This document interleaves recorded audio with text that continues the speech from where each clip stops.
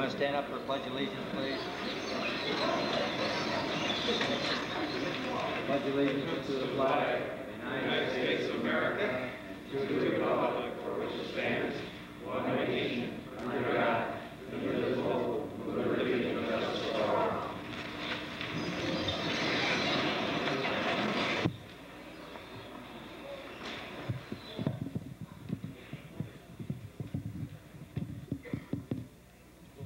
Ladies and gentlemen, I want to welcome everyone to the meeting of June 16th, 1992. We're almost halfway through the year. How we made it, not sure. Joe, you want to call the first item, please, on the agenda? Okay. Oh, yeah, I'm sorry. I always forget to call the roll. I assume everybody's here and everybody knows it. Go ahead, call the roll, please. Mayor? Present.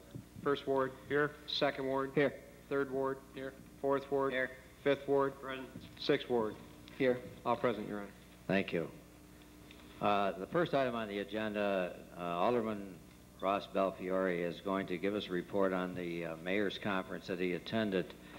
It was under the auspices of the New York Conference of Mayors, which is a very worthy and edifying conference. I unfortunately was unable to attend and hope to attend another this fall. Ross was there and he'll tell us what it was about and what he learned. Ross? As a service to the community, I feel as if since the city of Fulton did pay for my expenses, that I owe it to you to let you know what happened there. What I'm going to do is just highlight a few of the things that I recognize that worked for other municipalities, villages, and towns. I'm not going to go into a lot of specifics because it would take too much time, but I have a lot of information to share with the mayor and my fellow councilmen. Mayor Villette, fellow councilmen, and citizens of the city of Fulton. As a recent participant and representative for the city of Fulton at the New York State Conference of Mayors, I would appreciate this opportunity to share my thoughts and vision for our city. I would like to begin with a quote from Daniel Webster. "Let us develop the resources of our land, call forth its powers, build up its institutions, promote great interest, and see whether we also, in our day and generation, may not perform something worthy to be remembered." When I read this quote, I was able to relate to the mayor's conference and the task at hand that is a challenge to every municipality across New York State. It was reassuring to know that we do not stand alone with the problems that face our city. Yes, these are the worst of times, but also the best of times. Because of the financial burden on all cities, towns, and villages, we are at a point in history that every decision made forces us to become more creative, and thus these decisions become more meaningful. In order to make meaningful decisions, we need to establish goals and priorities. We can't get there if we don't know where we're going. Unfortunately, we cannot continue to provide services people want at the price they are willing to pay. It is a matter of survival that the city of Fulton look towards shared services and shared costs. The city of Fulton has a strong industrial sector compared to the region as a whole, but we lack the ability to generate enough tax dollars to support our community. Based on recent studies, we desperately need to move towards reevaluating our tax rolls and take some of the burden off industry. Lifting the burden from industry is only one viable answer. This area needs new money, new faces, and most importantly, new development opportunities. We have available to us a community development agency that, along with grant money for low-income housing, needs to develop a plan through urban development that could potentially stimulate growth along our waterways and bring life back to vacant properties. Fortunately, the director, Carol Rutledge, has that vision in mind. The continuation of our local government is caught up in two key words: cooperation and consolidation. Those cities that are moving forward are doing so through shared municipal services. Focusing on shared services would generate revenue and would be a cost savings to our city.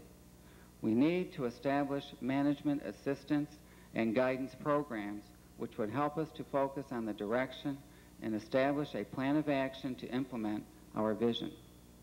We need a plan for fill-in administration. We need to fine-tune a position before appointments are made in order to minimize future problems.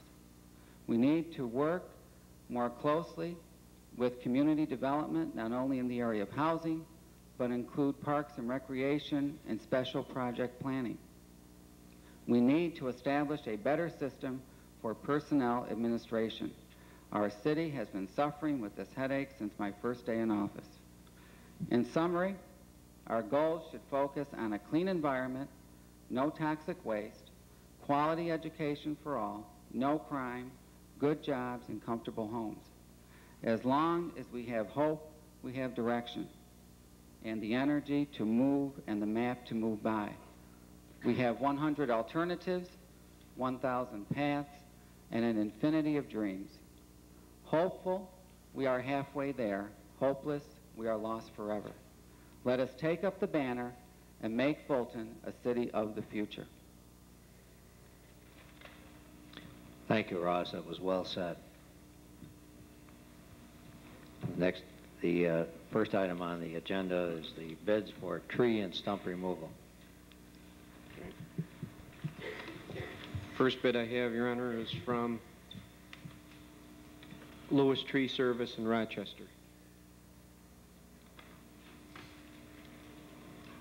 Figure out how to open it.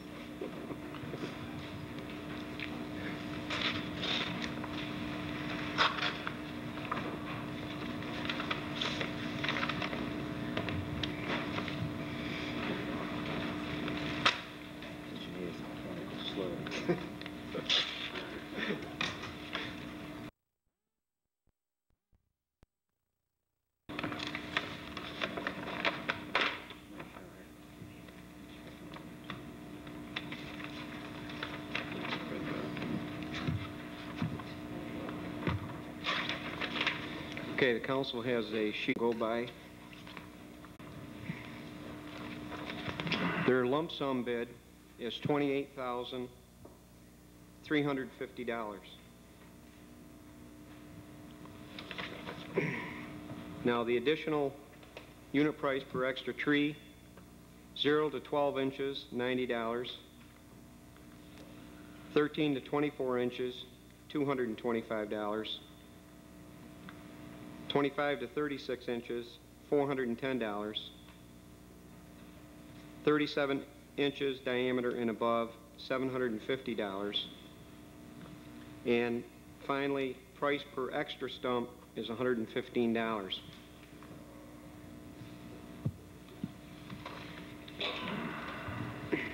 Second bid I have is from Nelson's Tree in Nedrow, New York.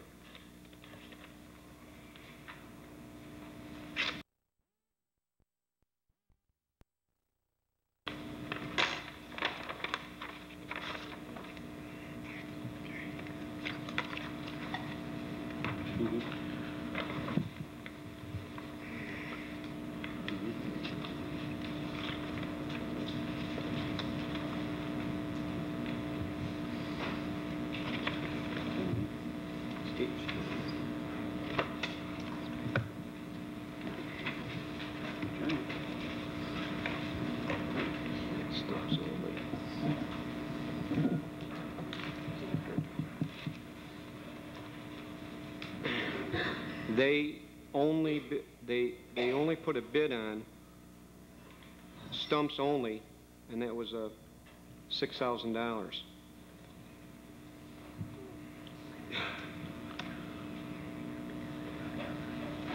And they also put a bid on price per extra stump, $120.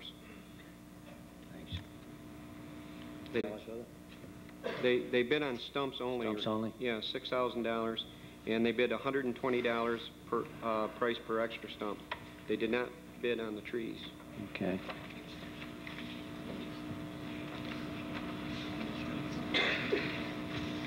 The last bid I have is from Area Line and Tree Company, Seneca Falls, New York.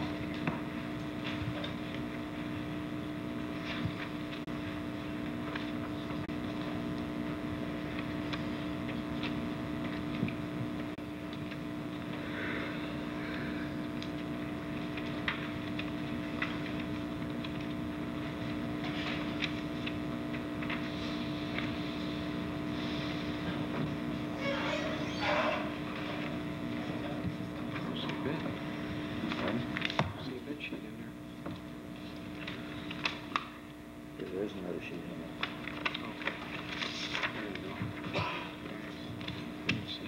It's right under my nose, I think. Okay, their bid, lump sum bid, was $21,369. 0 to 12 inches, $168. 13 to 24 inches, $336. 25 to 36 inches, $504. And 37 inches and above, $630. And $96 unit price extra stump. These will be referred to the Engineering Department, DPW Commissioner, for the review to be returned to the council their next regular meeting of July, I believe it's 7th.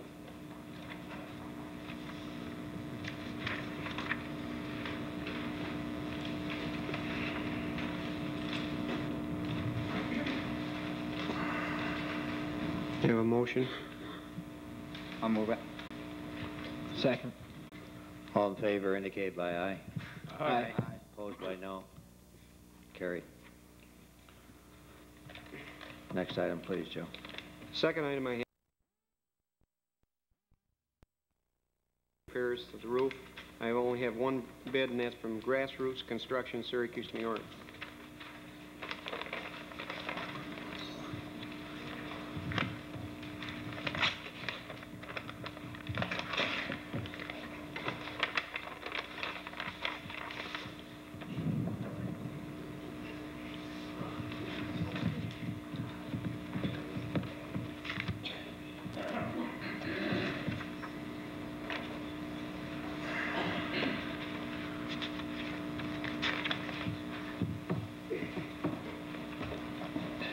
They have a lump sum bid of $5,410, and these will also be referred to Omega Design for their recommendation to come back to the council at their meeting of July 7th.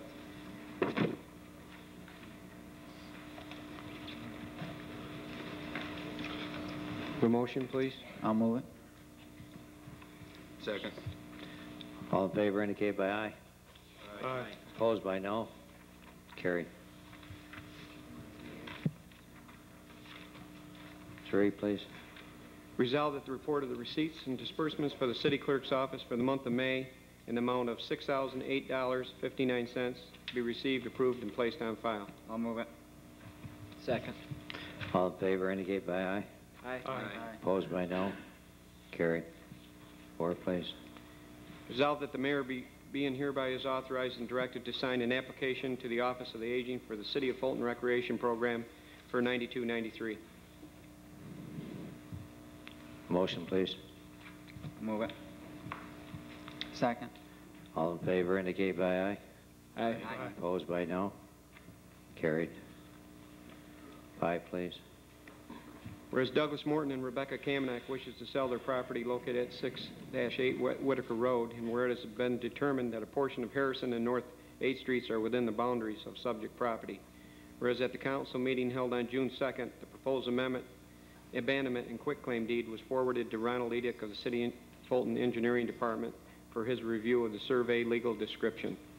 And whereas by letter dated June 5th from Ronald Edick to the City Attorney Spencer Luddington, that Mr. Edick has reviewed the survey and the portions of Harrison and North 8th Streets and find them clear of any utilities, and that the street right-of-way measurements are correct. Now therefore be it resolved that the abandonment of Harrison and North 8th Street, as described above, is hereby approved. Be it further resolved that the mayor is authorized and directed to sign a quitclaim deed pursuant to the resolution for abandonment for the property as described. Motion, please. Move it. Second. All in favor indicate by aye. Aye. Opposed by no. Carried. Next item. Whereas a meeting of the council held on June 2nd, the city clerk was authorized and directed to advertise for a public hearing for June 16th at 7:30 p.m. in the council chambers relative to a proposed amendment to Chapter 37 of the Fulton City Code entitled Alcoholic Beverages, which would effectively eliminate consumption of alcohol on city property. The hearing is now declared open. Let me say before we get into any public discussion, there's some misunderstanding that this amendment is going to also eliminate any waivers, and that's not true. The procedure for waivers and application for any event that individuals or organizations wish to hold in the city, same procedure has always been followed by an application to the city clerk and submission to the chief of police and to me for approval. And this procedure will continue.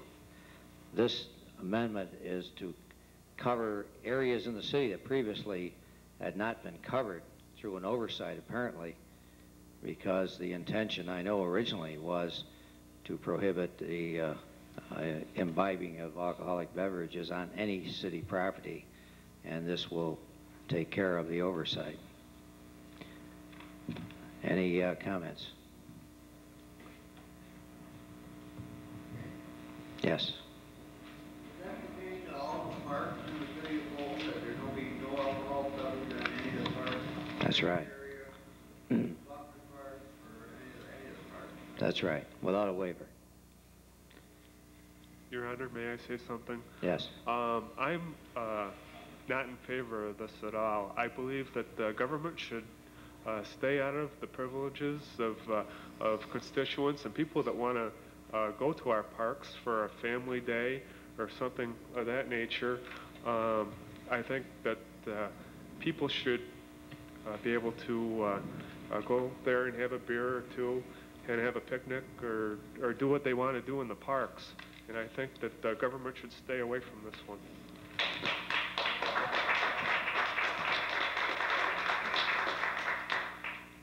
I think that what John has in mind is what was true in the past, because I remember very well when this was the case. The average person could go to a park, could have a family picnic, could have a few beers without any problems resulting. I don't think that's true anymore. We not only have fracases that are emerge because of drinking, we have drugs that are also in. And I can tell you from experience, my term as a judge, that they too often are mixed by people of all kinds. And we've had a lot of problems in the parks with drinking, intoxication, fights, rowdiness, insulting language, obscene language, littering the area with beer cans and other trash. It isn't that simple anymore. And of course, the liability problem is a very serious problem. You're all aware, I'm sure by now, of the verdict against Onondaga County. $5 million Onondaga County's got to come up with. I think they had $1 million coverage. They're going to dig $4 million out of their own pockets. To the city of Fulton, if that happens, that would mean an increase of $200 per thousand assessed valuation. So that a person, let's say, whose property is assessed at $3,000 is going to come up with $600 a year to pay off that judgment. Now, if that's what everybody wants, if that's the risk you want to take, And you also want to be concerned about the problems of vandalism, rowdyism, and everything else that I've already mentioned. Fine, that's your choice. My question to you, Your Honor, is why should a select few ruin it for the majority? Well, that's your opinion, John. I don't think it's that simple. Yeah. Your Honor, my name's Phil Blair. Yes, Phil. I believe there's laws in the books pertaining to public intoxication, correct? There isn't any law against public intoxication. Oh, That was there eliminated years ago. Okay, how about disorderly conduct? Very, How about underage drinkers? very difficult to prove. How about sale to minors? You know, 90% of the problems generated in our public park system is done by, I would say, minors, people under the age of 21. What you're doing is penalizing the people of the city for property they own because of a few rowdy people. And I don't Phil, believe if you're under the illusion the only people that drink to excess are minors, No, I'm not I think saying- you ought to visit a few bars around town. I've been in a few bars, believe me. So have I. I know. But what I'm saying is the parks are property of the people of the city of Fulton. The government has reached a point where they're depriving the people from use of their own facilities for which they pay for. We have a campground over there that is closed. Nobody can use it from the city. We have a beach over there that is closed. Nobody can The use it. beach isn't closed. Where'd you get that impression? You're talking about the public beach or the Yeah. campground? Well, that Public beach beach. isn't closed. It isn't, simply isn't opened yet. Oh, it isn't open yet. Okay. We're going to open it? Sure. We're going to open the campground? No, we can't afford to. Why don't we lease it? That's something that's under consideration. Or are we going to let it sit there for a couple of years and decide it's unworthy property and sell it? Phil, do you want to come up with the money? Do you want to come up with the money to fix it, to open it up? We don't have that You want money. to lease it? You want to lease it? Yeah, I'll lease it. Got a bond? $5,000? Well, whatever. We'll be glad to discuss it with you. Any other bids?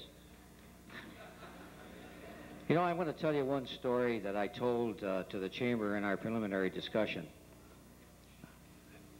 Quite a while ago, I represented a person charged with DWI in manslaughter who killed a young man in his 20s as a result of the accident that ensued due to his drinking. I went to talk to the father in my naivety in an effort to get him to agree to a reduction of the charge of manslaughter to drive while intoxicated. And I'll never forget the look on that man's face. And I'll never do it again. That was his only son. Now, if you people think it's worth that, if you think it's worth the carnage on our highways that result from drinking, and you want to ignore that and close your eyes to it and say it can't happen here, and of course it does and can happen, that's your privilege. But Mayor- don't ask me to support it because I won't and I can't. Mayor, those things happen. They happen on jobs. People get killed on jobs.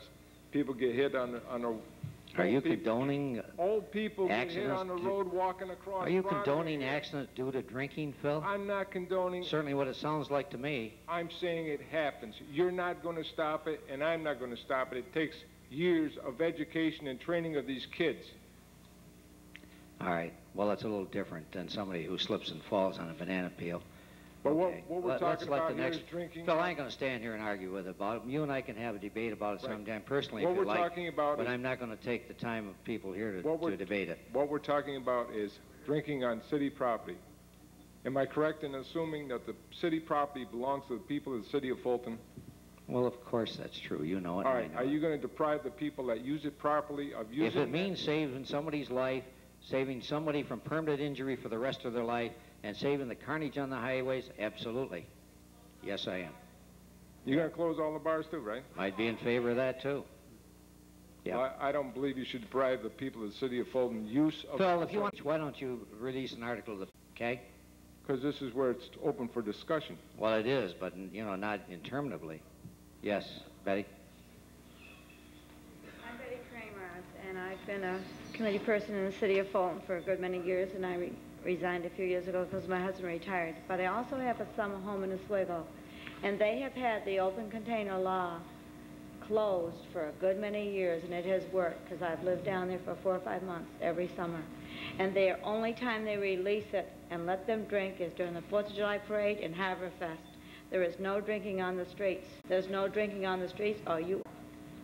And it's worked, and I've had my home down there since 1967, and it can work because they're inside, and they've got a college there with how many children? Quite a few. And they are not, you don't read about them in the papers all the time causing a lot of problems, and they're all over those streets, but they're not out there drinking. They are learning an education to go to help job things. These other kids in the city of Fulton are drinking on the streets, they're in the bars, they're in the parks, they're not where they're supposed to be. In the schools, too.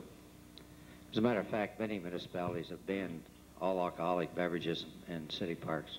Okay, I'd like to make a comment. Sure. Would it be possible to run the parks like the state park system where you limit the drinking to just the picnic area and not bring it down to the beach area, which would be more controlled? Because the only problem I have with it, if we're going to eliminate it there, then we're going to have to start enforcing the law a little bit more at these apartment houses where people are rolling out on the sidewalks almost every night drunk.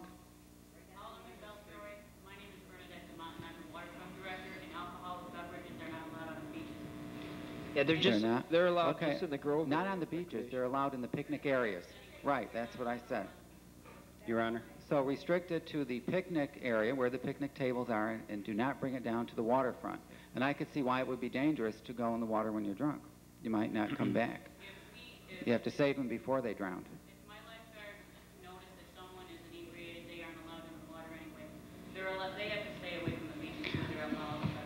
And possibly maybe try it for the month of July, and then get a report from the police department if they find there are a lot of abusers. Well, that's already permitted anyway, Ross, because that's why, probably why Foster Park and the picnic area and Recreation Park were omitted in the first place. So if that's the council's desire, why all they got to do is defeat this resolution. Your Honor, those 3 areas that you just mentioned are reserved from the open container law? Yes, 2. 2 areas? Yeah. What's the other one? 3 areas? Oh, I take it back. Van Buren was also included. 3 areas. Anyone, Ross?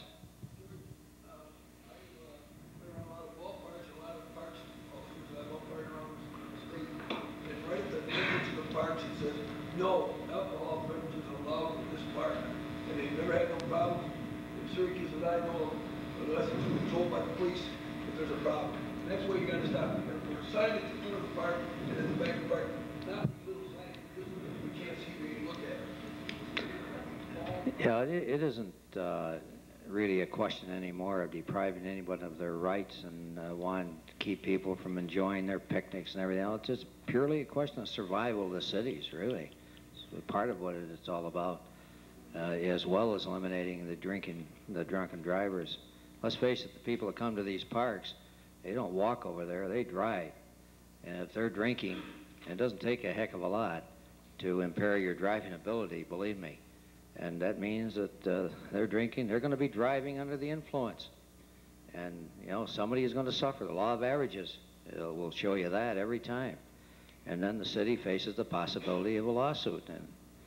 And I tell you, it's gotten to a point where the risk isn't worth the candle. Yeah, but what about if they're not drinking in the park? You want to stand up, please? If they're not drinking in the park, they're probably into these shopping centers and stuff drinking. They're going to be drunk anyhow. They're going to be out there. If they're bound to get drunk, they'll be down here to the Fulton shopping center, which I come home from work at 11 o'clock at night, Well, cars and everything down there. We're still liable for that? no, we only have jurisdiction over city property. Well, that's city property, our park and shop. Parking lots? Yeah, that's city property. They're drinking in our parking lots? Yeah, I've gone by. Do you report it to the police? Do you report it to the police? I reported it to the police because. Why not? Why? They probably can't do nothing anyhow. Why not? Sure they can. It's a violation. Police on different things and they haven't done it. I don't believe that. Well, I don't care whether you believe it or not, I know. And I've been here for 50 years. Almost as long as I have. Yes. I doubt it. But thank you. What's the difference for me drinking in the park and getting hurt and suing the city, or me drinking at home, walking to the park and falling down and getting hurt and suing the city? Is there a difference? Yeah, sure. If the city allows drinking in the parks and a person gets drunk or even under the influence and then is driving and someone is hurt, or if there's a fracas right there in the park, yeah, then the city has some responsibility. Good. My question was, if I drink at my house, went down to the park and walked the dog or something, I fell down and got hurt to the city, what's the liability there? I didn't drink in the park. Well, that isn't exactly. Well, let me give you an example of what happened in Onondaga County. I'll give you some idea of what it's all about. This man was drunk, and he was driving down the street, and he was so drunk that he didn't see a hole in the road. He hit the road hole, and then his car went out of control. There was an accident. So they sued the county and the driver, the person who was, one of them that were crippled for life. And the city was held 20% accountable as a result because of the hole in the road. Now, you want to know what the connection is. Well, the connection is if the man hadn't been drunk, he wouldn't have hit the hole in the road. And that's the kind of thing that can occur not only in streets but in the parks themselves. Look.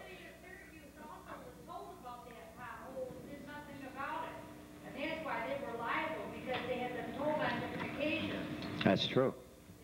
That's true. I agree.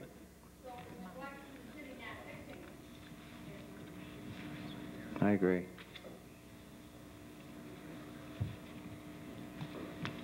Yes. How are you going to enforce it? Not drinking all over. Right now, there's no drinking in the ball field, but most people go over and see a case of beer in the ball.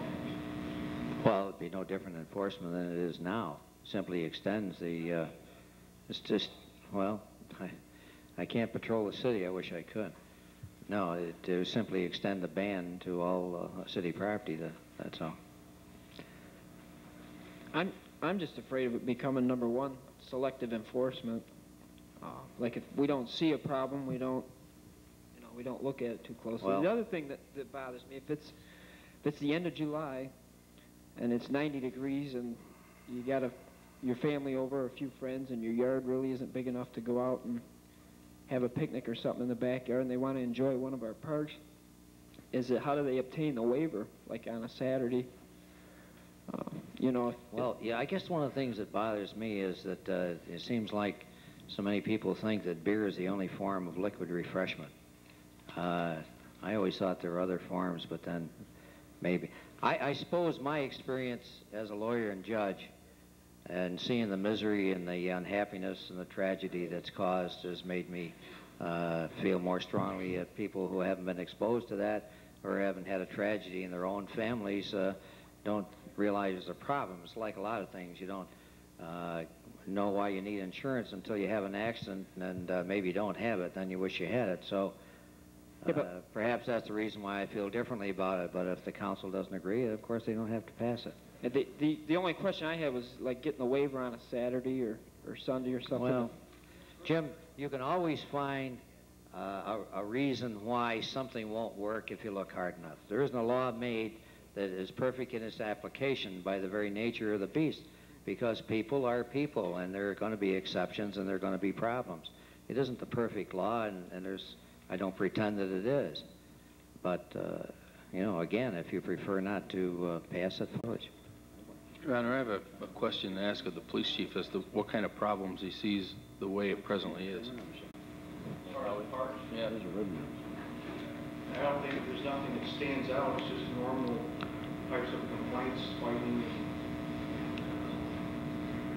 things that are related to drinking, but they aren't always initiated at the parks. Maybe they've drank there and they go somewhere else, go home, and argue on the problem. But there's nothing really that stands out. There's an exception for all the rules as far as any major problems. A couple years ago, we had an officer, his jaw broken over there, trying to enforce the liquor container law. But nothing stands out in my mind that I'm aware of anyways that might assist you in making a decision. How about the emergency chief? How about the brawl they had with the ball players in the paint when they that went to the Tennessee field? Did you hear about that one? Brawl with who? The ball players and the fans. Because you know why? The organization should, if they want to have this thing, the organization should be made responsible for controlling their alcohol problem, like we did back in the 50s and 60s. There wasn't no drinking because it was controlled by the softball board. Nobody wants to take the responsibility of doing it. Ross, that isn't what's before the council. Hey. The major problem might be a recreation park. That's where a lot of young people congregate around the ball fields and they drink and race cane. And now it's prohibited drinking around there. They have to be in the grove area. And I'm in the process of making some signs up for people that aren't aware that it's prohibited drinking there. Mr. Cotton mentioned something about people up in the stands at the ballpark. Maybe these people aren't aware of it. They want to post those stands so that they are. The signs that are there now were put up some time ago, and they face inward in the grove area. You can't see them as you're in any other part of the park. So I want to try to correct that as well. There's things we can do to try to make it better, but that's the part where we had the most problems. Van Buren and Foster, I don't think we really had much of a problem. That helps you. Thank you. Thank you. Anyone else? One more time. Yes. I'm at a point in my life where I'm trying to set down some roots and get a little more stable. And I'd like to start giving back to this community what I get out of it. There's a generation my age. We're looking around, we're saying, God, what's Fulton giving to me? Basically, you're just taking things away. You're going to produce a generation of people who cannot give back anything, but we never get anything out of it. By keep cutting everything out of the city, the only people you're going to attract are the welfare people. People that are getting all the free things, free lunches, the free rent, everything like that. That's where we should be working. What else are we cutting out? Pardon me? What else are we cutting out? You can't even go out there and camp. Yeah. Okay? You can't drink at the ballpark. Not that I do it or anything, once in a while, but I don't go down there. But if I want to, I should be able to. Okay? Just cut everything out of here. I guess it's a strange commentary about things like that. For many years, of course, there was no North Bay, and there was no swimming pools, and there was no hockey rink, and everything else. And people were quite happy to use Fairhaven and Selkirk and other areas that, we're surrounded by rivers and lakes and recreational areas. And now that they are implemented, the minute you restrict any use, even temporarily, everybody gets bent out of shape. Nobody seems to care. The critical position the city is in financially, it's just like you want to stick your head in the sand like an ostrich does and ignore that fact and figure that, somehow it'll work out. And then if disaster does strike, like Nestle or somebody leave because they're sick of the high taxes, then you turn around and say to the city officials, well, why didn't you do something about it? Well, that's what we're trying to do. We're not trying to take anything away from you. We're just trying to reduce the potential liability and costs to the city and potential increase in taxes if we get hit with a large verdict. Betty? I'd like to comment on that. Now, I raised my girls back in the 60s and 70s, and we had the CYO, the YMCA, and places for dancers. And I was also a chaperone until finally you had to take your life in your hands to be a chaperone because you're going to get beat up or knocked down. And that's why they closed the YMCA. That's why they closed the CYO dances. And the last time my daughter, who's in her 30s now, went to a dance, she was there a half an hour, and she called her father to come and get her, and he had to walk to the door to get her because she wouldn't go out that door. And he got harassed all the way from his car to the door to get his daughter to see why I was bringing her home. And he did with your kids. They did. The people in there were drinking, they were drinking, and they were on drugs, and my daughter wanted to get home. What's it got to do with public property? She wanted to stay with those kind of people. My daughter didn't. Okay. All right. If you want to speak, stand up, please. I'll be glad to recognize you. Yes. Okay. Personally, I think that everyone should be responsible for their own actions. There's no one at the park drinking that isn't old enough to know.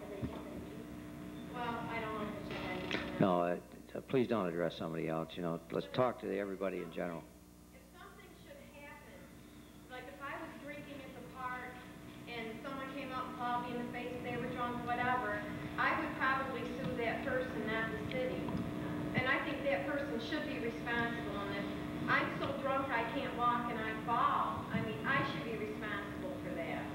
I personally don't drink. Believe me, your lawyer would sue the city, too. Trust me.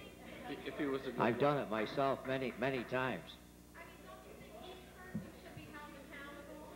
I mean, if you're drunk over there, shouldn't a police officer be able to know that you're staggering? Or every now and then they could check the people that are there and see who's like totally loaded because... Well, he can't arrest you for public intoxication. There's no law anymore. No, there hasn't been the law for many years.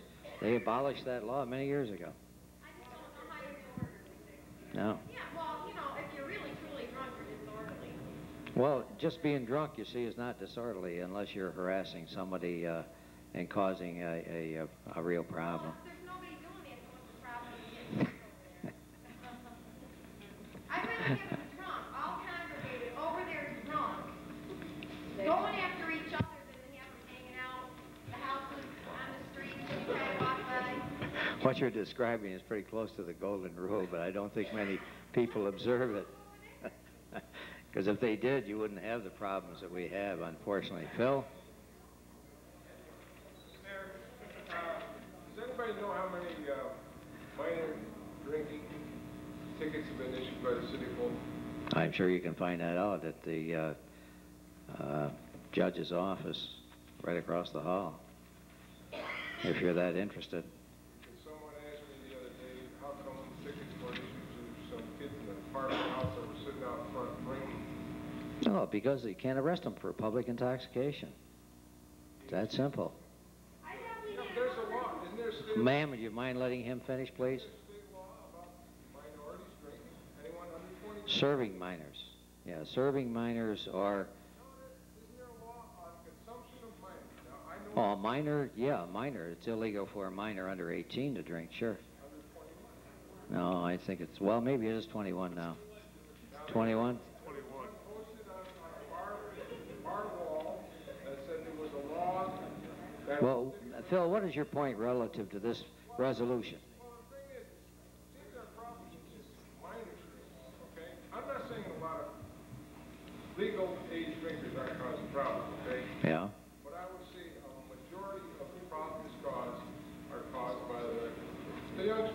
Well, I don't have any statistics to refute that, and I don't know whether you have any or not. I don't have any. I mean, the thing is, we have a law, if we're not enforcing it, there's too much paperwork for the police force to write up a ticket for these guys to haul them into court, get their parents involved.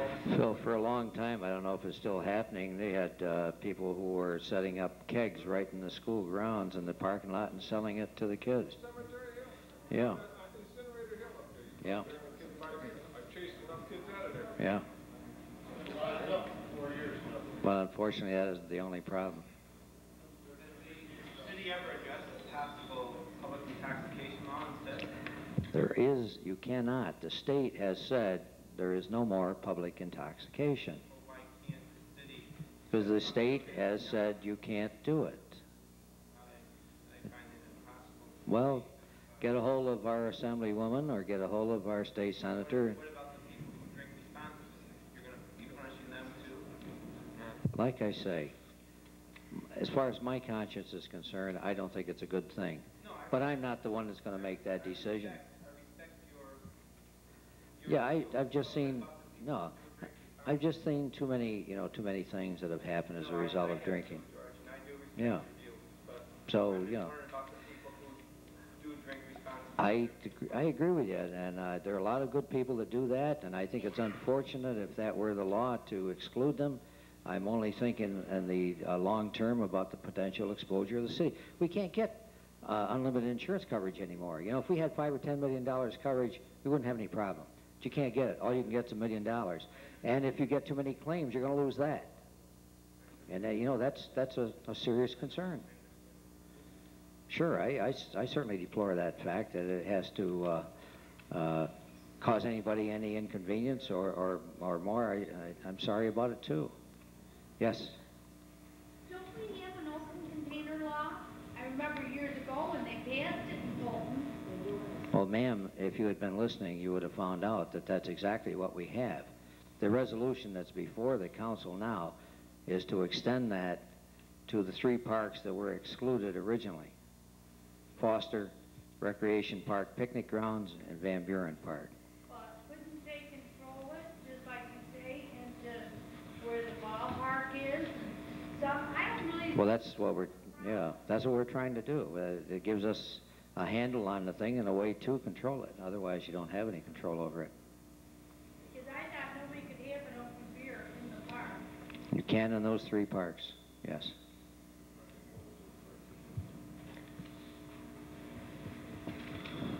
Yes.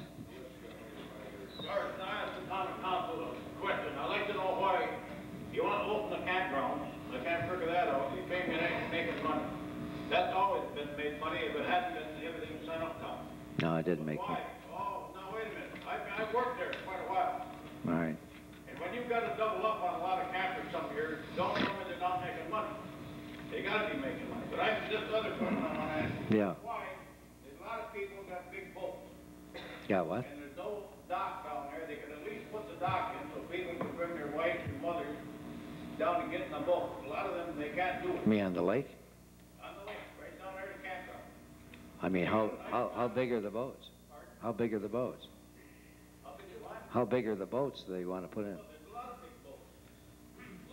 Why? What's the problem with the launch ramp? Well, what's the problem with the launch ranch? I don't understand the problem. The dock isn't in yet? The dock isn't in yet?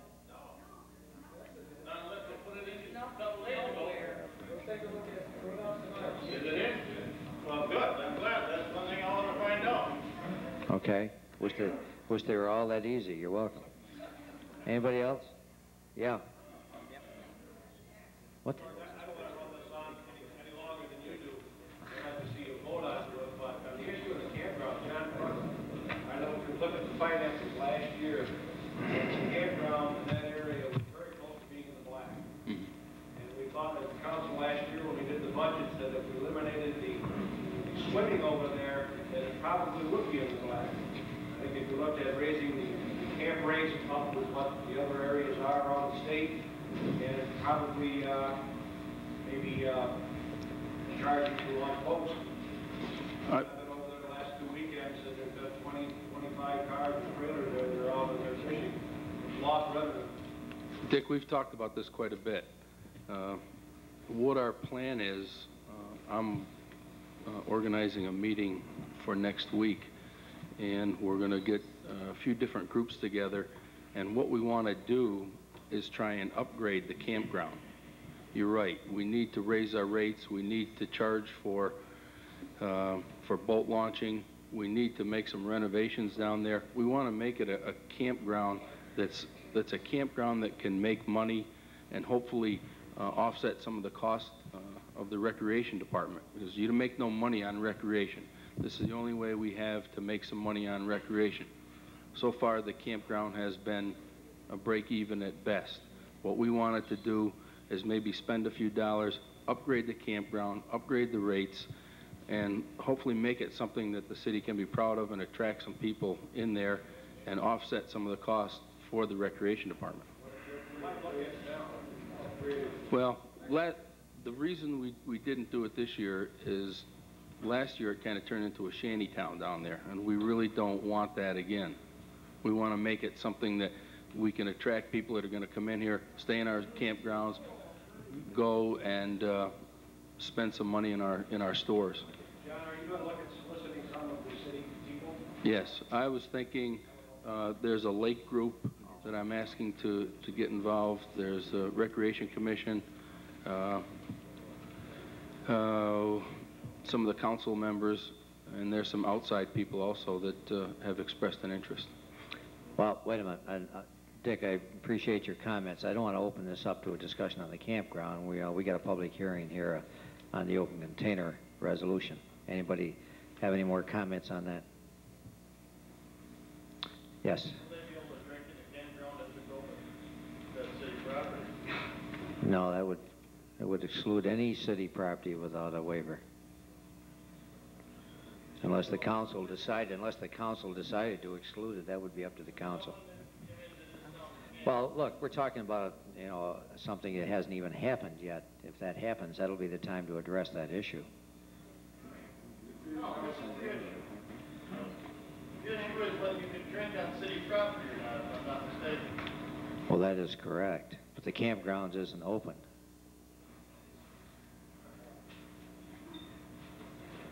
What about the marine area? We're going to be trying voters to come in, are they going to be able to drink in the marine area? That's city property.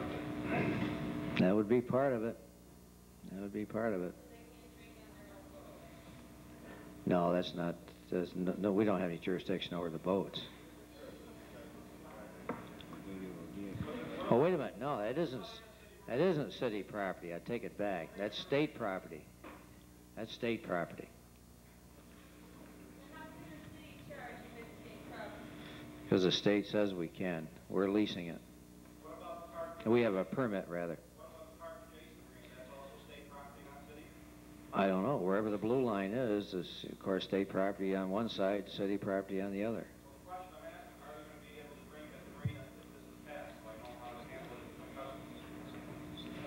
Well, in the first place, we haven't passed this resolution yet, okay?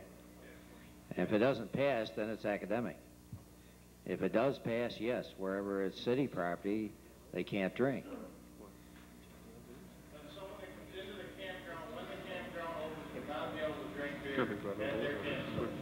If this resolution passes, yes. Right. Anyone else? Are we all done? Do I have anybody else wish to speak?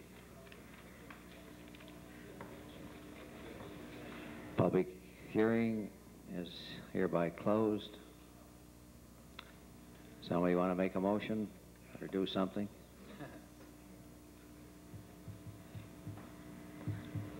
No. I think we should vote on it. Well, you got to make a motion. Oh, you haven't read it? Let me read that. Maybe that'd be a bad idea. Read it first.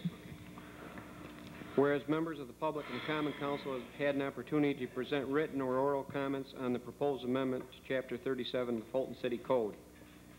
Now therefore be it ordained that Chapter 37, subsection 37-4 of the Fulton City Code entitled Alcoholic Beverages be amended to read as follows.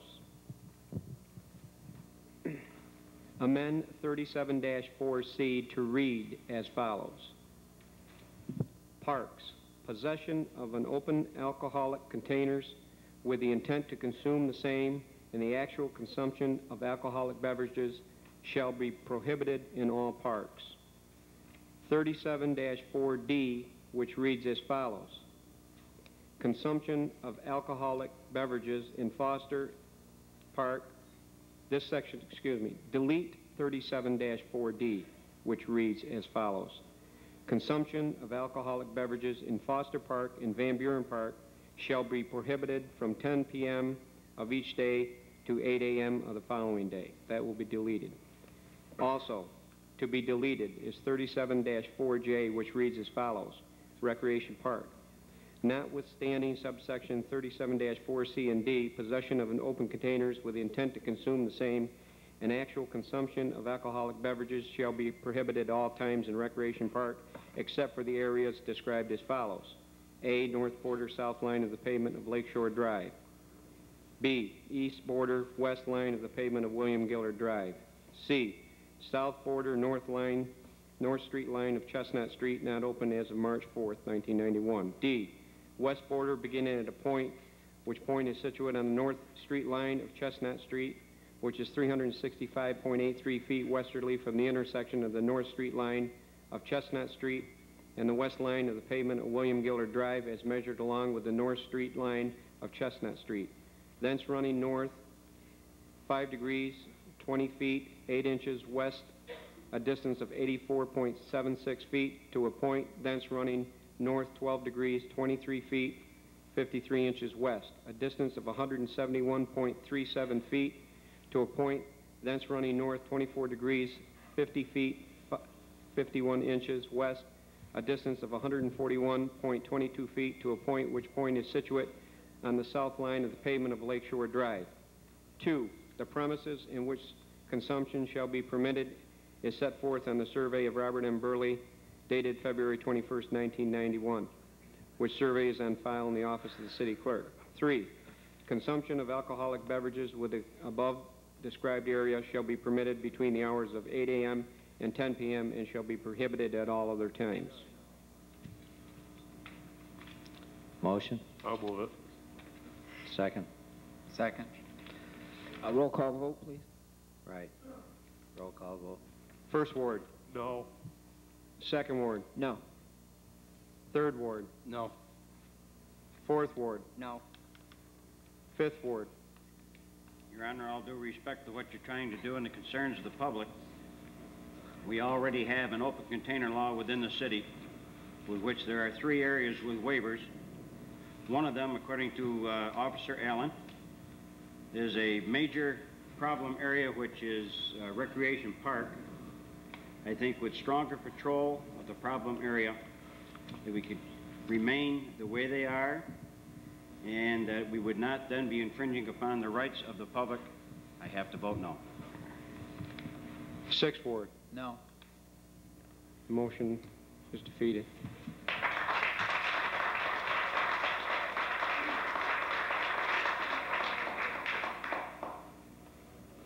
Item 7, please.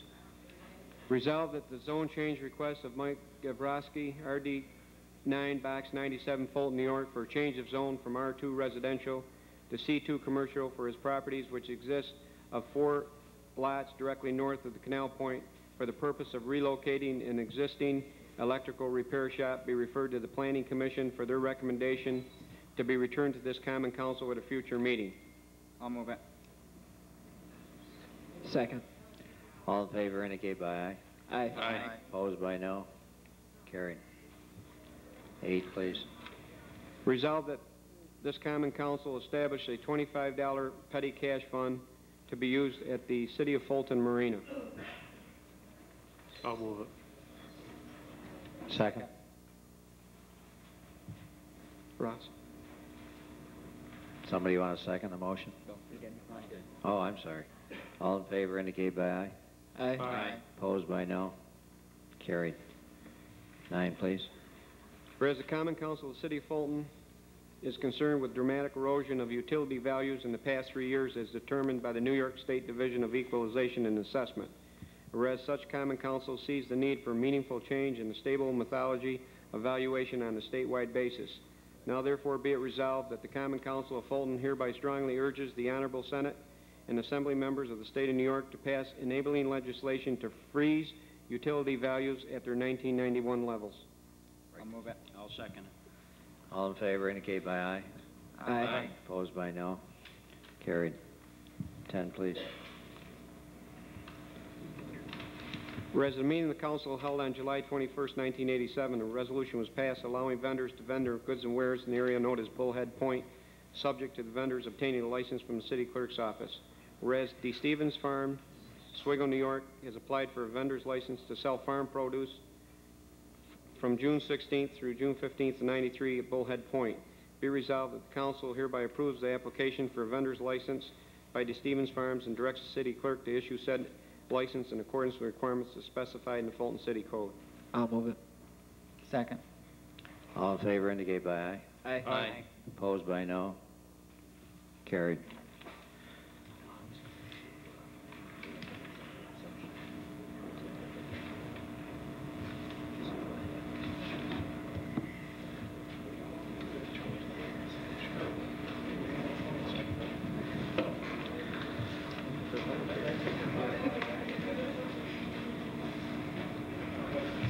For discussion, I don't know, Joe, are you prepared to talk about downtown parking? Is that why you're here? All right, do you want to express your concerns, please? Because we really didn't have it on the agenda, but I see you're here, and if you want to discuss it, I'd be glad to give you that opportunity. We've had some problems with parking in the downtown area. A lot of customers are complaining about lack of parking spaces. Parking spaces are full, 8:30, 9 o'clock in the morning. Right now, there's a 2.5-hour limit. I think with a little enforcement downtown, that might be a problem. Well, you know, the problem of employees parking and where customers are instead of the designated area, I've already taken up with the merchants. And I've also asked the chief to be more vigorous in enforcement, and I'm sure that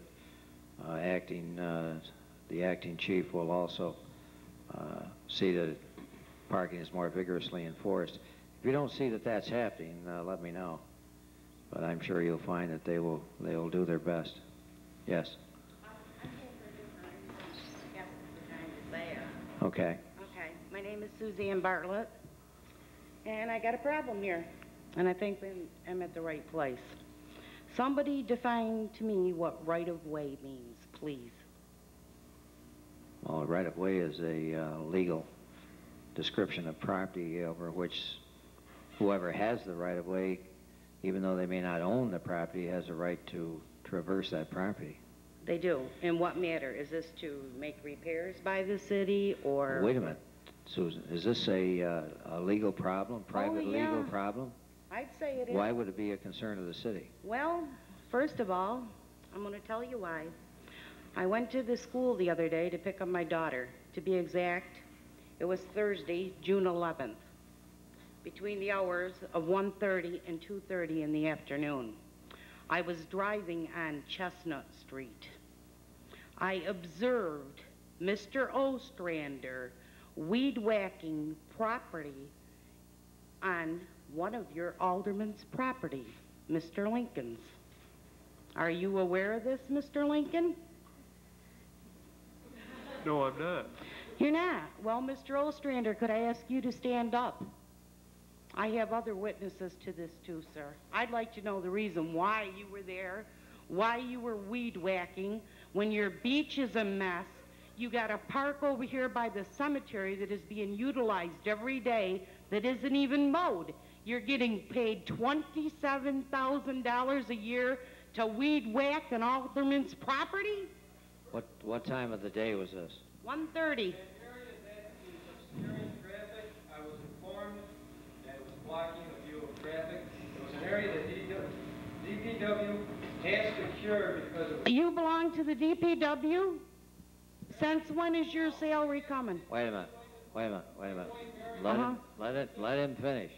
Okay. In that area where the weeds were built up were the areas where we have to knock down. Oh, I see. Well, then what were you doing by the tree stumps? That's by the roadway? Wait a minute. Was this in the front of the property? No, this is on the side of the property. More than 33 feet in, I would say. And to even make matters worse, I don't know why you didn't go over to the unlicensed car that's sitting in that driveway and weed whack under that. Then you proceeded across the street to Mr. Elias's house and did that. All right, wait a minute. Whoa, a minute. Wait a minute. We're gonna end this right now. Yes, I hope so, because I want him to come and do mine. If you got a complaint, then I think you should properly write a letter. I will. Okay. But I think that, you know, to me, I'm going to be honest with you, George.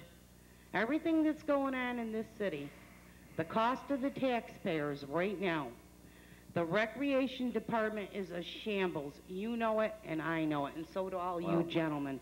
Write me a letter. And Mr. Lincoln sits up there continuously. Wait a minute, Susan. Okay. Write me a letter. I will. And then we'll be taken care of in the proper channels, and I promise you that I will. I know you will. No doubt in my mind. But like I said, $27,000 a year? Wrong. I think that we better take some wages away. Okay. All right. Under discussion. Item 1.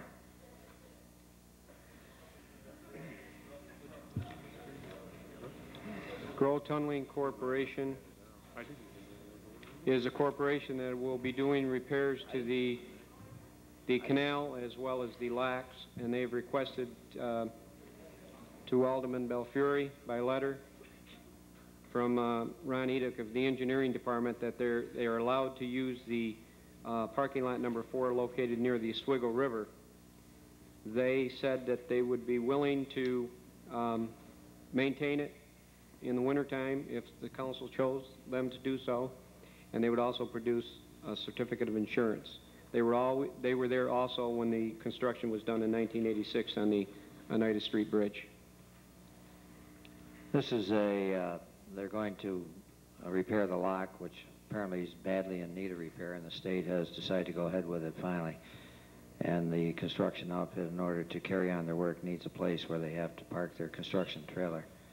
They've asked permission to do that in the parking lot next to the locks. Anybody have any comment on it? Mr. Walto, is he here? Yes. Yeah. You want to give us more detail on it, please? Road tunneling is a local contractor right here in Rochester. We're going to be utilizing all union people for this job.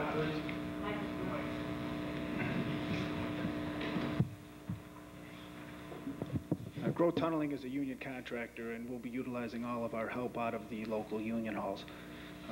This job that's going to take place begins right after Labor Day. It is originally scheduled to complete in the spring of '94. We have submitted a schedule to the state to accelerate and hopefully be done by Labor Day of next year, '93.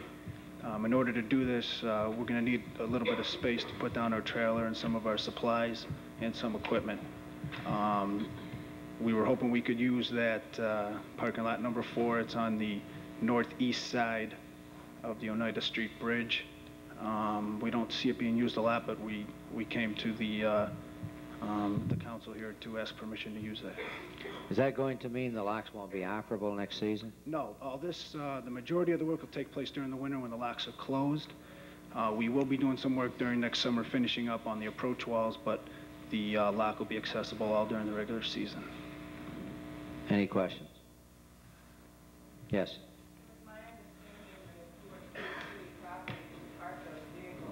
There would be some reciprocal action that Grow Tunneling would do for the city in maintaining and improving the property along the canal. Yes, there is a retaining wall that's part of the contract. It takes place right from where the wall ends on would be the east side. That retaining wall is all eroded and fallen into the water. We will be removing that and replacing it with riprap and some other erosion control devices. We'll be grading it, removing the guardrail and replacing that. It's all part of the state contract, part of our contract with them. Is it possible that we could talk about maybe installing some steps that would go from the parking lot under the bridge? Under the bridge to the current steps that are there now? Yes. Yeah, we'll be willing to talk about anything. If you'd make an appointment with me, I'd appreciate it. Okay. We'll Good. do that. Thank you. Thanks, Evie. Resolved that Grow Tunneling Corporation is hereby allowed the use of parking lot number 4 located near the Oswego River under subsection 16534B of the Fulton City Code, contingent upon Grow Tunneling Corporation producing a certificate of insurance to the city clerk, and also contingent upon Grow Tunneling Corporation maintaining said parking lot for snow removal. Or any other work that needs to be done as a result of their occupancy.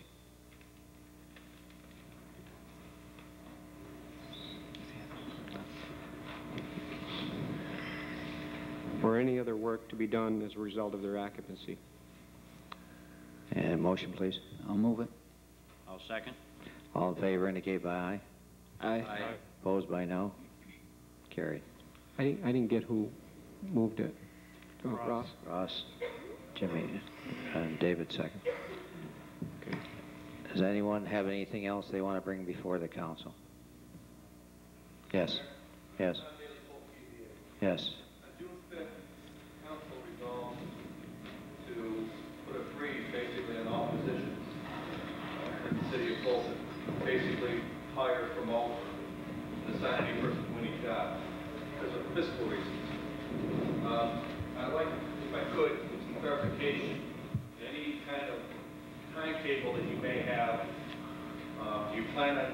charter change? Are you going to eliminate positions? Are you going to reorganize our department? What exactly do you plan on doing? At the present time, there is some consideration of possible elimination of positions, yes. Have there been a charter change? No. The charter, specifically Section 120, permits the council by resolution to increase or decrease either department. But don't you have to have a public hearing for that in order to change a local law? We're not changing a local law. The local law, or the charter, permits that change by resolution.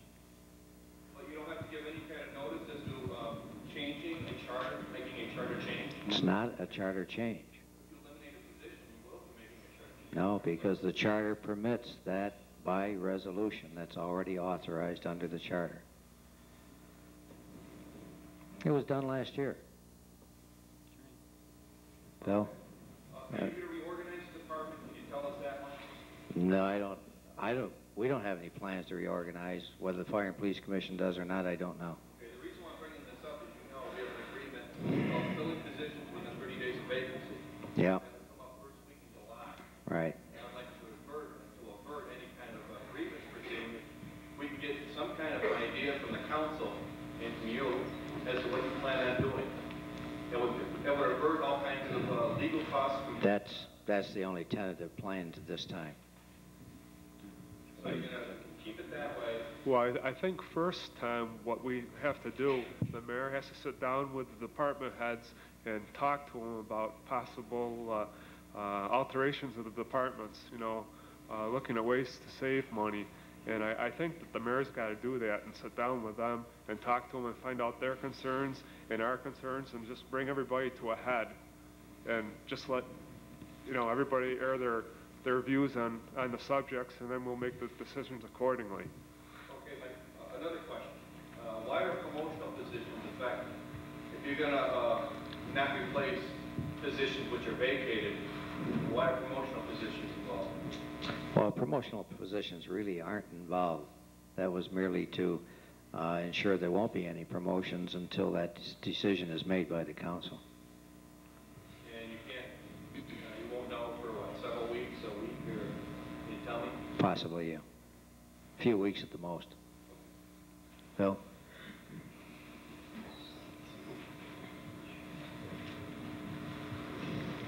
Mayor, council members, on my way out, as I was leaving this meeting, I was confronted by some people who have formed a committee to open the campgrounds.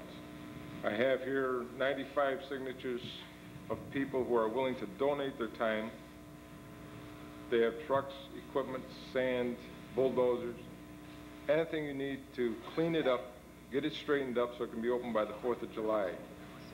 I don't know what the legalities are or the I didn't see it either. insurance policy would be about having volunteers going in and cleaning it up and straightening it up and maybe even man the booth. But apparently the campground means something to the people of Fulton, and I think it's up to the council to straighten this thing out so we can get it open. You want to present that to Mr. Crook, please? He's the chairman of the standing committee.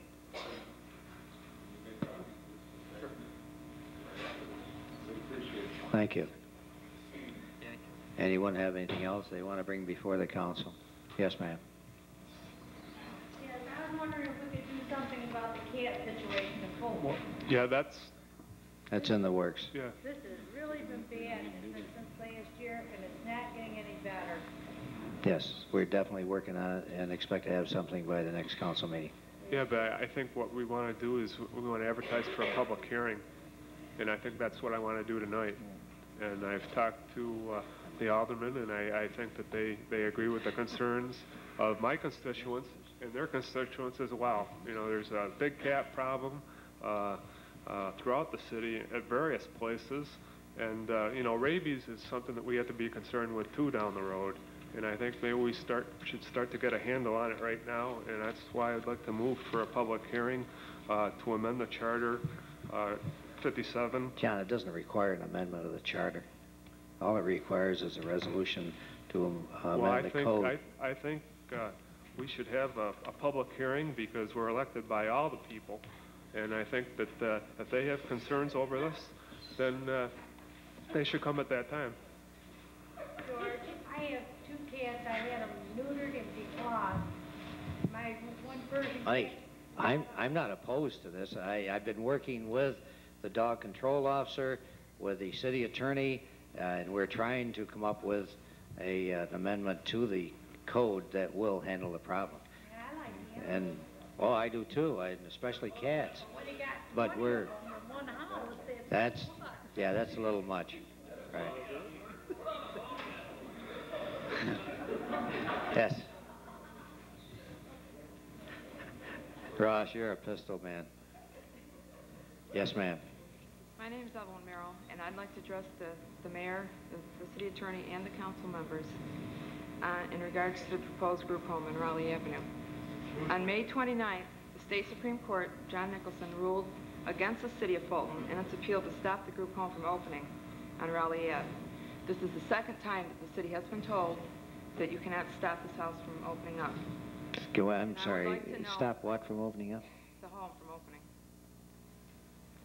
I'd like to know what the city of Fulton plans on doing at this point. Do you plan on appealing this decision again? Thank you. Does the city plan on appealing this decision again? No. You're not going to appeal it again? No. Is this something that the whole council has agreed on, or? We really haven't talked about it, but in talking to the residents, I don't think there will be an appeal. There won't be. So I'm to understand that the city of Fulton will not try to fight this group home from opening anymore. Is that right? Okay. That's right, and that was by recommendation of our mayor. That was the recommendation of the mayor. Okay. Then I just want to thank you, because I know that a lot of people in this city, and even communities around here, have been really appalled by the way that this administration has treated this issue about the handicapped people in this city. And I really hope that this is true, that you don't try to appeal it again and try to bring some respect back to the city of Fulton. Thank you. Thank you.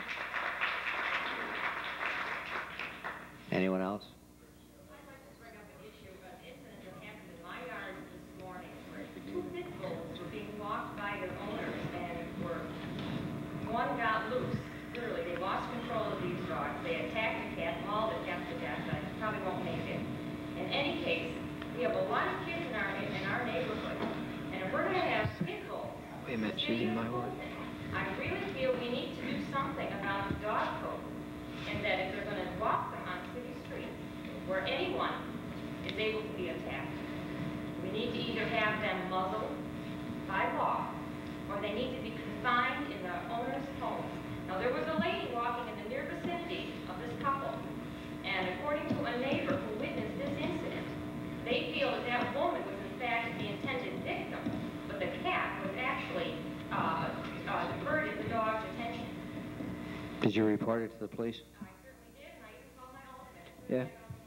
Yeah. And Joe, you might help me out with this. Joe was the officer that investigated that today, Joe Pappalardo. I'm glad he's here tonight. Upon my arrival to the scene, You want to stand up, please? the dogs had been taken back by their owner. The cat was in the yard of My yard, that's right. 360 West 3rd Street. West 3rd. There was an elderly lady Those are my parents. Those are my parents. They took the cat and moved it. What happened was the people were walking their dogs. The dog apparently saw the cat, became enraged, and pulled the leash out of the owner's hand and attacked the cat. The 2 owners, they were walking 2 pit bulls. The second owner and the first came over to the cat, took the dog, tried to get the dog off. The second dog then took part and attacked the cat also. Do you have their addresses, the owners? Did you get those or anything? That was all where they live on West Broadway. Did you issue citations?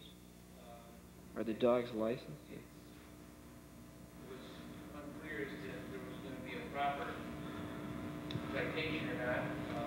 The dogs were not under control. And a pit bull is a pretty dangerous dog. Frankly, I'd like to see him banned from the city, and I'm a dog lover. I understand that the owner of the cat did not want to pursue charges. Her wishes at the time of the complaint were civil restitution, which the owners of the pit bull said they were not there. I want to know who made the wait a minute. I want to know who made the decision not to issue the citation. If there's something else that's got to be said, I think that at this point I should either consult with my chiefs or my PBA president. Your Honor? Yeah. He reviewed it with me along with the dog warden, you know, for two possible charges, and we left it as the officer was going to speak with all the parties involved to see what they wanted to do. Both charges were something that weren't really clear and defined. One was dog at large, and the city code says that if the dog is on a leash, he's not at large. The other was destroying private property. You know, Chief, this bothers me because here you've got a case of a very dangerous dog. He is loose. He has a leash, but he was no longer under control of the owner. He does damage private property, property that had a right to be there, and no charges are made. And this is why people are upset, and I am upset too. And I think a citation should issue. Your Honor, I'd like to say one more thing. The cat that was on that property did not belong to the owner of that property. The owner of the cat and that cat belonged on West 4th Street. This incident occurred on West 3rd Street. It doesn't matter. That cat's private property. Okay? I mean, what do you have to wait for? Until somebody, an individual is savaged before any action is taken? That cat belongs to a woman, actually lives on West 4th. Her yard and my backyard are joined. She goes to Florida in October, takes her cat with her. She comes back. She just came back maybe not 2 weeks ago. She's here for the summer. The cat has come, in all the years she's been going to Florida, that cat comes to our house every day. It stays at our house every day. It lights our yard. We don't throw it out. It's a neighbor cat. Well, the problem here is that now the owner of those dogs feels that they've gotten away with something and that they don't have to be accountable. And I think that's the wrong application of the law. Your Honor, I'd like to add something else. Yeah. The officer did not witness this to occur. And it's up to the owner of the property to press charges, and they didn't want to pursue it. If we didn't witness a crime, we cannot make an arrest. Yeah, you're correct about that. George, I'm sorry, but my daughter was attacked twice by Mrs. Pierce's dogs, and she has pressed charges twice. And in April, when she went to pick up my grandson at the YMCA from preschool, she was attacked, and the police were called, and it has yet to come before court, and this was done in April. Well, is it pending in court? Is it pending in court? Those dogs, that dog is still loose. I know, but is it pending? Wait a minute. Wait a minute. All fairness to the police, if a charge was made and it was levied and it's pending in court, they have nothing to do with the disposition. That dog is loose. There is a leash law in the city of Fulton. They can't remove the dog. Only the judge can do that. They don't have any control over what happens once a charge is laid against somebody. Then you should talk to the judge. They don't have any control over it. Who enforces the dog warden? Does he enforce dogs running wild? Once the charge is laid, then it's before the court. No, I don't mean that, but I mean, who is responsible for enforcing loose dogs or dogs that are uncontrollable or something like that? Well, it can be done by the dog control officer. It can be done by an officer, as the chief pointed out correctly. If it's witnessed by the officer or by the dog control officer, they can lay the charge. If not, the person who does witness it must make a complaint and sign a deposition. Wasn't it like a couple of years ago, that there was a meeting here about the pit bulls in the city of Fulton? I don't know. I don't know. But I'm going to propose legislation. But it was decided then by the common council and everybody that was at the meeting that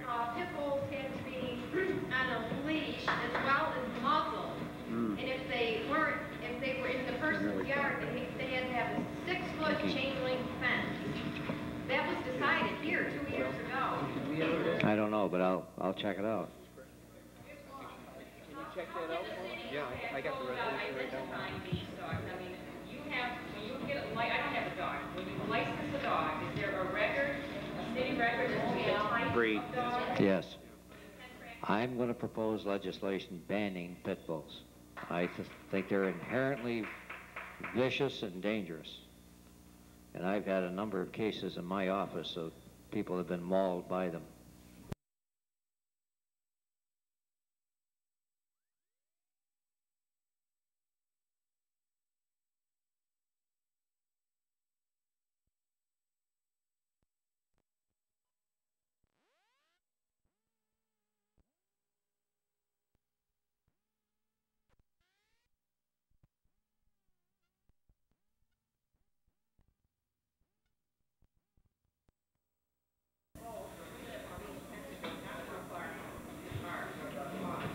People walk down 10th Street all the time. If their dog's on a leash, take them down to the park, let them off the leash until they get food, then they put them on the leash and take them home. Down where the children.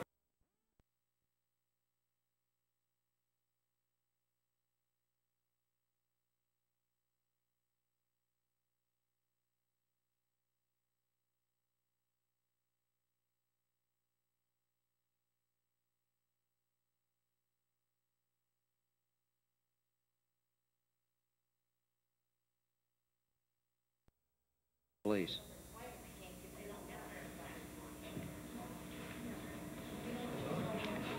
Anybody have anything else they want to bring before the council? Yes. Ross? I'd like to go back to the downtown parking issue. We went from downtown parking to weed whacking awfully quick here. And I'd like to know if Mr. Bergen and Joe and Mary that's here, did you get any satisfaction from what you mentioned about the downtown parking? Were you satisfied with what was said? I don't know. We moved very quickly from that issue. That was pretty quick. Yes, it was. Did you want to say anything else? Yeah, my only fear was that they're going to change it down to 1 hour. Well, we don't know where that started, Joe. There's nobody in the council or myself that are aware of that until you mentioned it. No, we would get a notice on that. If they were, we would have to pass that, I imagine. No. Anything Mary? else?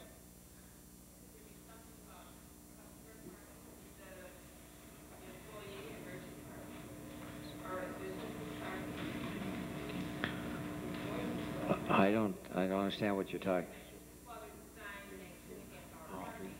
Yeah.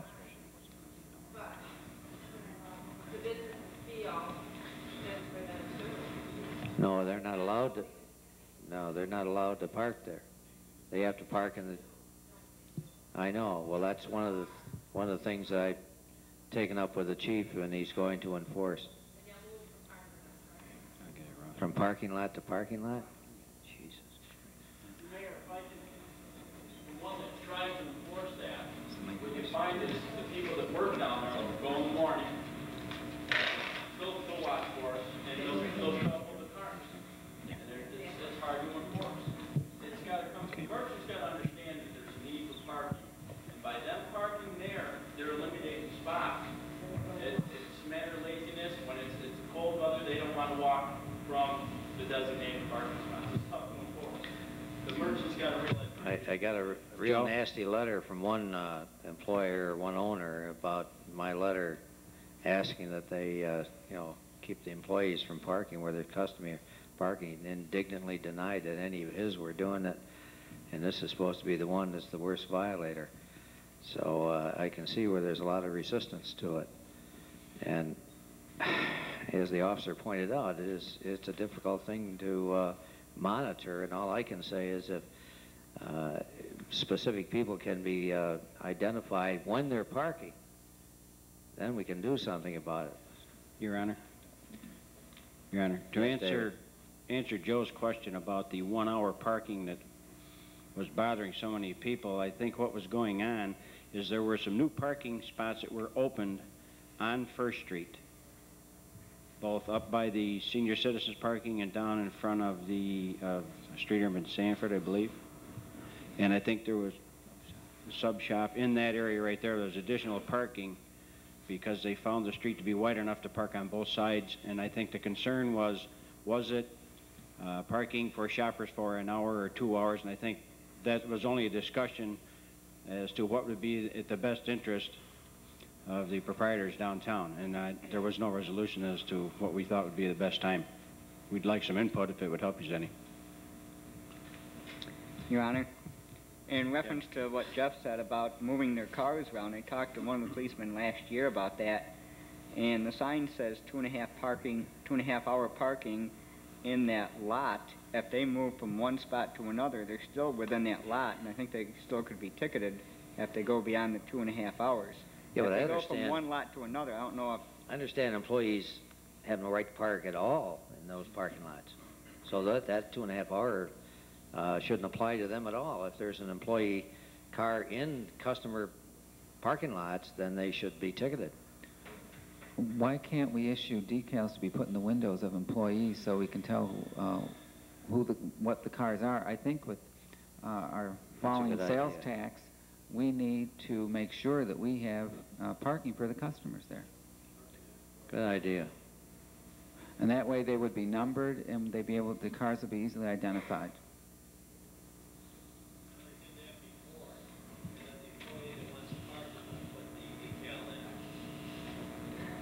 Say what?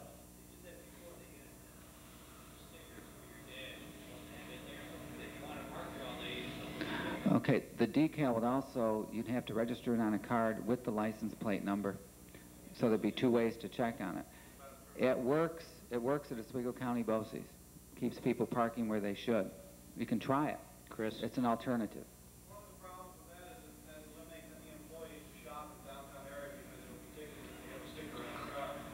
Secondly, I will not request my employees tonight, I have waitresses that are leaving at 11, 12 o'clock at night to walk across Oneida Street, halfway down to Black Blossom with no lighting, walk on the street with anywhere from $200 to $300 in your pocket when they rate the tips. And we have no way to get to the lower parking lot without crossing Oneida Street and walk through dark wooded areas. Okay, if there's no lighting there, I can understand why you wouldn't want anybody to do that.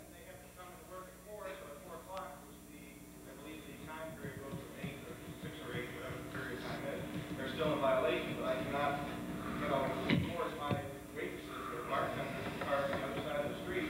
There's no lighting, they've got to walk down through a wood area to get to a lot, it's a good block and a half away. I got an idea. Why don't we just raise everything on the east side of 481 and create some more parking? The idea of the stairs under the bridge will, I think, eliminate a lot of this because it will link the lower parking lot with our parking lot right at the end of the mall area, which would be a great plus, and we'll be able to enforce it a lot better than we are right now. We walk up and around is really a long spot, a long walk through a dark area. So if we can work on getting these stairs in a closed in, fenced in area, I think that will help eliminate a lot, and we'll be able to link the 2 parking lots together. And additional lighting? Maybe I could sweet talk the Grow Corporation into it. Yeah. Anybody else? Your Honor. Yeah, he had his hand up, Mike. Some of you know that I've been in Massachusetts. The city I was in, Marlboro, had a similar problem. And where they solved it, us brought in revenue, they brought back the parking meters.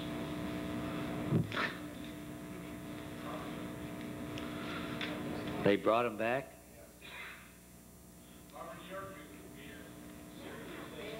Yeah. Well, might be an idea. That was a suggestion at the mayor's conference, and then they used the revenue from the parking meters for Parks and Recreation. Good idea, all for it. Clean up the parks and Clean up the campgrounds. Mike, you had something you wanted to say?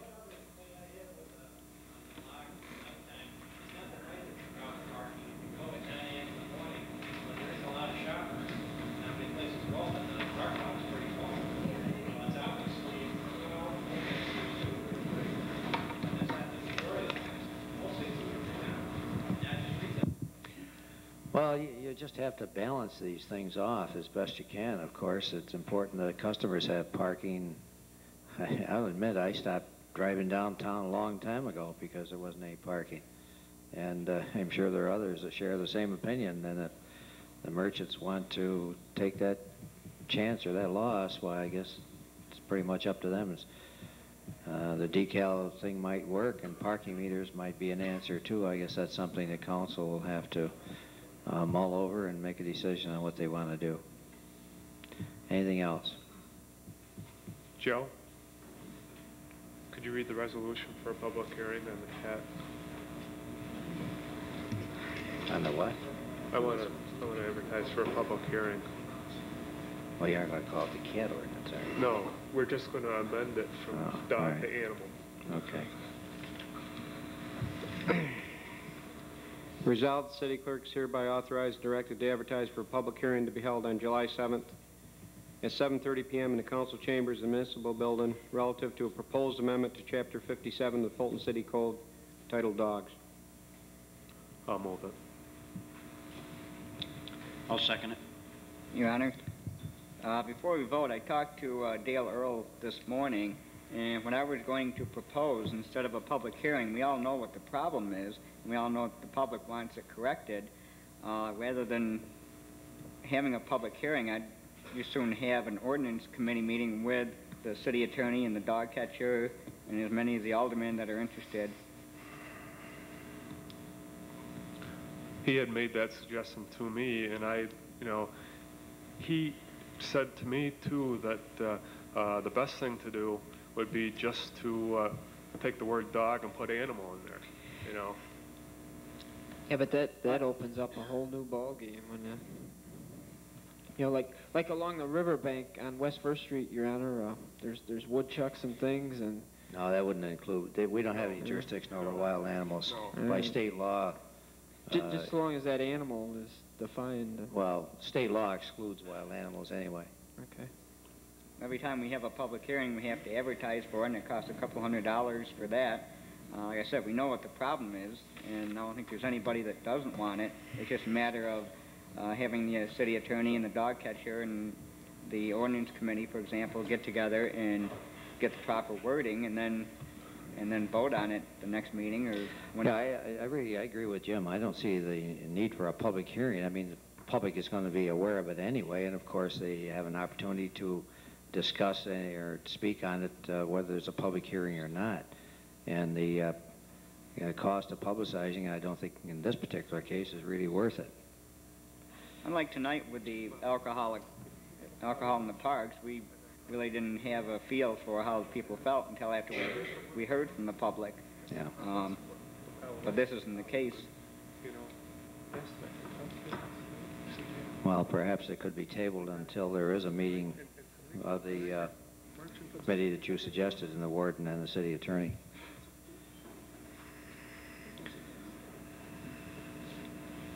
Do you want to make that motion? To table a public hearing? I tell you what, I will be the one who directs how the meeting will be run if you don't mind. Anybody can make a motion to table at any time, okay?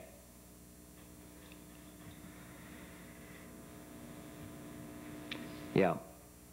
You'll be tabling the public hearing. I'll move to table. Is there a second? Well, I guess you don't get a second, Jim. Okay. Okay, now we can go back to, I made the motion and Dave's... Do you have a motion on the table, John? Do we have a second on that motion? I'll second it. All in favor? Well, let's have a roll call vote. Who seconded the motion? Dave. Dave? Okay. First ward? Yes. Second ward? Yes. Third ward? Yes. Fourth ward? No. Fifth ward? Yes. Sixth ward? Yeah. Motion is carried. Okay. Have a we got lots of money, I guess. I have a motion for executive session. So moved. Well, I got a couple other things I'd like to bring up, Your Honor. I had a couple concerns from a couple of commercial businesses about recyclables being picked up once a month. And they have a lot of corrugated cardboard, which is recyclable, and they would like to see us revise that, and maybe we could pick it up a little bit more than once a month. Yeah, there is a problem with especially some of the merchants, and I had a call from Ron Woodard, the chairman of the board for Pathfinder, and he said that if that is continued, he'll have no choice but to hire it taken away by a private concern. We will lose all of those fees, sticker fees. So I went down to the Housing Authority with the director, John Labode, yesterday, and the trash houses are getting filled up already, so there is a problem there. Yeah, I don't think there's much question, but then there are cases where that isn't going to be practical because people don't have a place to store all this stuff. Mayor, may I address the council just for... Sure. I was talking with Jimmy yesterday when he came down to the courts to address the recycling problem. I have no problem. Just one more pickup a month, I think, would be suitable for our needs. We have 8 trash houses that fit the needs for 246 apartments now at Pathfinder Courts. Right now, one of the trash houses is half full, and it's been only a little over a week with the recycling. I feel that just twice a month would suit our needs with no problem whatsoever.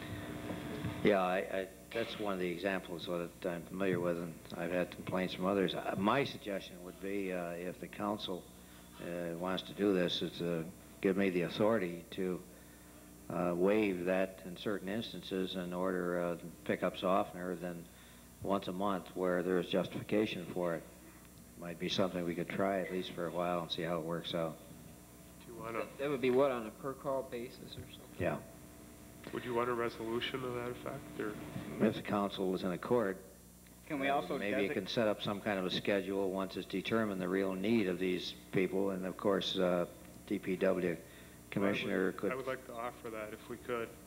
Can we also designate when it would be, say the third Monday of the month? Because we already do it the first full week. I don't think I follow you, Jim. Well, for example, this month we did it the 1st through the 5th or whatever. If we pick up on another day at Pathfinder and at businesses like that, specify what day. For example, it would be in this case, the 15th of the month, so it would be 2 weeks later. And then 2 weeks after that, you'd be back into July. But in some cases, they need it every week. See, some people, well, Murphy's is an example. Mm-hmm. She has no storage space. Right. And she generates a lot of cardboard cartons. You know, Bob B's Liquors is another one, you know. And if they don't, if she doesn't get service once a week, she's got no place to put it. So you're talking about... So that's why I'm saying that you need a flexible arrangement where, you know, I could use my judgment and see what kind of a pattern develops with the cooperation with the DPW commissioner. And then I can report back to the council what's happening, and then perhaps we can set a schedule. Okay. I just didn't want to see us picking up, you know, Murphy's on Monday and Pathfinder on Tuesday. No, I agree. Oh, I wouldn't. Yeah. No, I wouldn't do that. That's all I had in mind. Oh, no. Well, there'd be a designated. We can. There'd be a designated day for once a week, every 2 weeks, or whatever the need is. Sue? Yeah, how about homeowners? Are you going to do the same for them? I'd like to know, because I went out and had to buy 2 great big barrels for my recyclables, and I can't even afford the barrels. And I've got it sitting on my back porch this high right now from my neighbors that I pick up around the yard too. So, I mean, I want to know. Sue, where do you accumulate that kind of... Very simple. I've got people that live next door to me that set their recyclables out there every week. They get strewed all over my yard from the loose dogs that I'm picking up that the city doesn't enforce to go and give them a ticket when I call and complain. So I want to know, if you're going to do it for Pathfinder, I want you to come to my house. I pay taxes. I had to go out and buy 2 barrels because of this. Why didn't you do it 2 times a week for the whole city? Or 2 times a month? We're just as important as a business. We go downtown and spend our dollars. Can't argue with you there. Thank you. We'll just have to play it by ear until we find out what is the best way to proceed.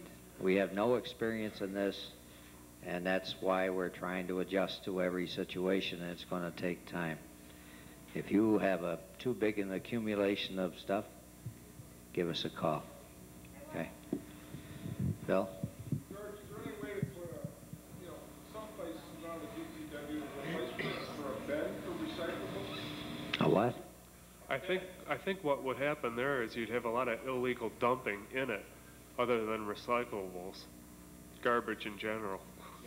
We ended up putting locks on all of our trash house doors because we had illegal dumping. The only people that can get into our trash houses now are the residents of Do they take it out? Well, you can't take it out to the dumping station and dump it out. We can, but then what's the sense of having everybody down there buy stickers? Why don't we just go to the private hauler and have our problem solved?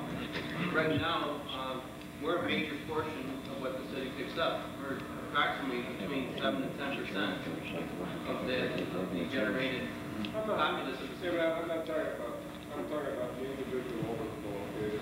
You take it out the station and dump it, they don't charge you. Yes, they do.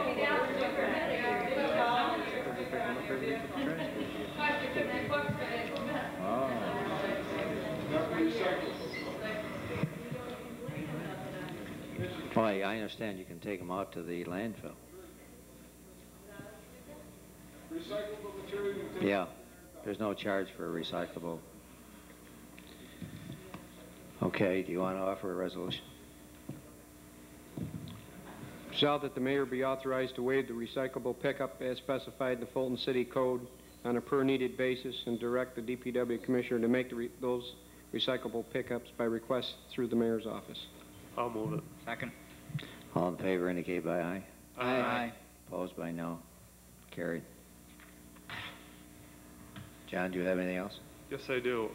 It's come to my attention that we're starting to find a lot of vendors vending in certain areas of the city that maybe we should restrict because of sales tax that like Foster's and the Lock and other places are generating for us when people are putting up hot dog stands across the street from them.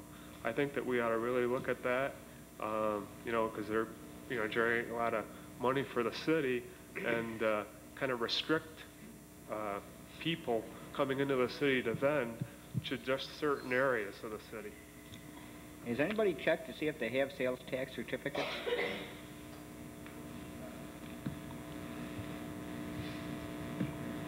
And is it included in the price of the hot dog or the soft drink or whatever? And is there anybody that can check on that? As a former collector of sales tax, I know that anybody that has a certificate has to display it on public display. So anybody that even goes up to buy a hot dog or buy a hamburger from somebody has to have that certificate on display for the person. Right, I was just wondering if anybody noticed if these trailers or whatever have them. Steve, have can you check that out and see if these outside vendors have the tags? If they don't, let me know. I think if you only do it up to 3 days or something, you don't have to have a certificate. Whether it's a Riverfest booth or a lawn sale or something like that. But if you're doing it as a business beyond a certain length of time, you do have to have a certificate.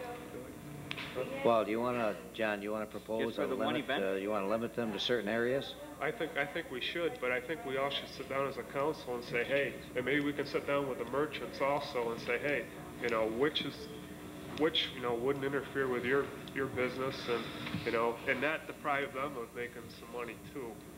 How about a meeting with the Merchants Association? I think that would be a great idea. I have another question. Okay. I hope you're going to include the community center. When you do this, you have an organization in there that is not paying sales tax, selling hot dogs and everything else under the sun.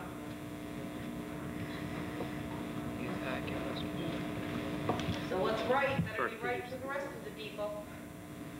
Why, Going in the right in that building right now, who's selling hot dogs over there? they sell hot dogs, popcorn, pop, all kinds of hockey sticks, this, that, and the other. I think you better include them in it too, please. In the community center? That's right. Probably youth hockey and figure skate. A They do it to raise revenue to pay for their ice time. But how much revenue are they putting back in the city? I think we're giving them an awful lot right now, aren't we? That building runs in the red and haven't raised the rates and I don't know when. We just did, Sue. How much? I want to know how much an hour. I can't remember the exact amounts. Well, is it Well, why don't you check with it? Hey, Sue, you're familiar with the procedure around here. Why don't you check with the city clerk? He has all those records. Okay. We don't carry them in our hip pocket. I know, I realize that, but what I'm saying is you don't charge them enough to begin with. I know. Well, you got to use a little judgment. You know, you're talking about volunteer groups. You're talking about the senior citizens and so on. I mean, how much can you sock these people? You know, one person says we're not doing enough for community. Now you're saying we're not charging enough. It's a little difficult to kind of balance the equities. Utilizing the building from out of town that they're not. Why don't you check and see what the charges are, and then if you have a recommendation to make, write me a letter. Okay? All right. Yeah. I think it's 3 days, isn't it? Three times a year. Yeah. On South 5th Street? South 4th? 4th and what?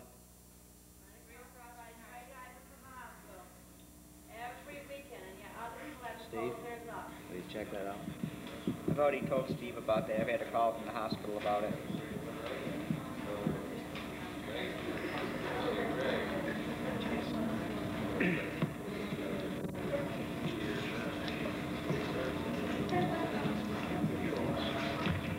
Anybody else? One more thing. This is final. Just for those people that are in my ward, I'd like to let you know that by my order, Steve Lund is in the process of sending out 71 violations in our ward. So we're trying. Anything else? Motion to go into executive session. I'll move it. I'll second it. All in favor by aye? Aye. Aye. Opposed by no? Carried.